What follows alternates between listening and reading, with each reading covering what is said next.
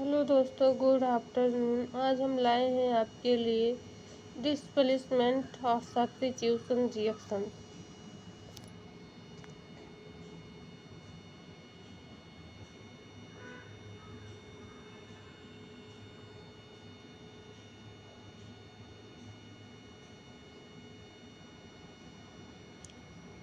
वह रासायनिक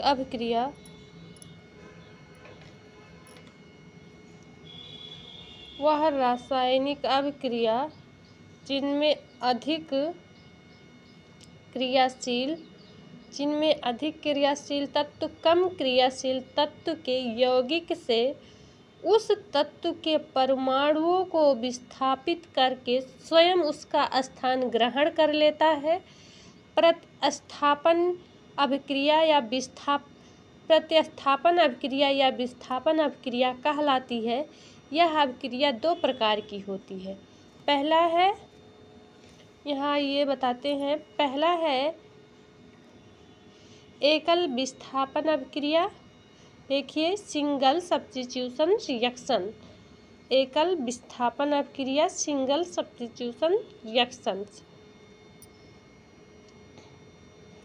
iron copper से अधिक क्रियाशील होता है। दोस्तों, आयरन जो होता है वो कॉपर से अधिक क्रियाशील होता है और अधिक क्रियाशील होने के कारण कॉपर को कॉपर सल्फेट के विलयन से विस्थापित कर देता है और उसका स्थान स्वयं ग्रहण कर लेता है।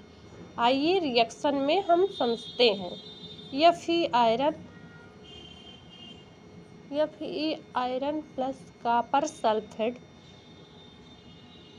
आपस में अपक्रिया करके आयरन एक सॉलिड एलिमेंट्स है और कॉपर सल्फेट हमारा कंपाउंड है। तो यहाँ आयरन कॉपर सल्फेट से अपक्रिया करता है और आयरन सल्फेट बनाता है। आयरन जो है कॉपर सल्फेट से अपक्रिया करता है और आयरन सल्फेट बनाता है। दोस्तों देखिए, यहाँ उसे विस्थापित कर दिया, कॉपर को विस्थापित करके उसका स्थान ग्रहण कर लिया आयरन, यहाँ अपक्रिया करके। देखिए, यहाँ आपका कॉपर सल्फेट से अपक्रिया किया आयरन और यहाँ क्या बन गया, आयरन सल्फेट बन गया FeSO4 और यहाँ कॉपर सॉलिड आपका बाहर हो गया। इसी प्रकार जिंक भी अधिक क्रियाशील है, इसीलिए यहाँ कॉपर को बाहर करके खुद का कॉपर का स्थान ग्रहण कर लिया जिंक। ये solid zinc plus copper sulphate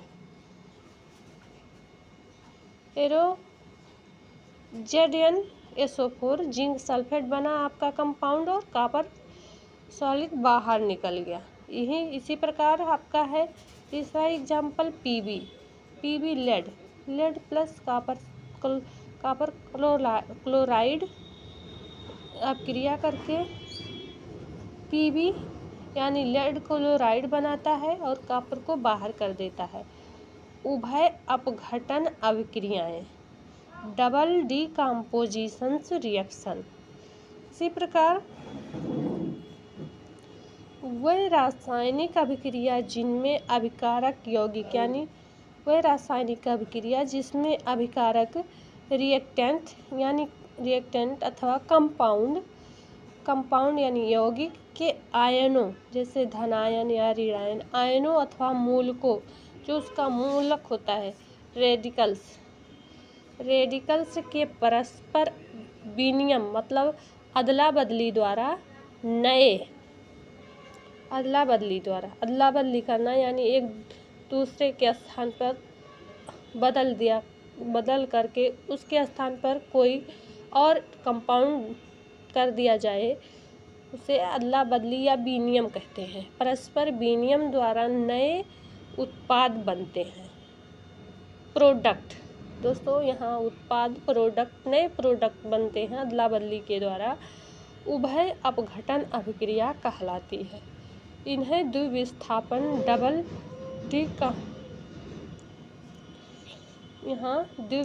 अभिक्रिया बनती है, डबल डिस्प्लेसमेंट्स रिएक्शन भी कहते हैं।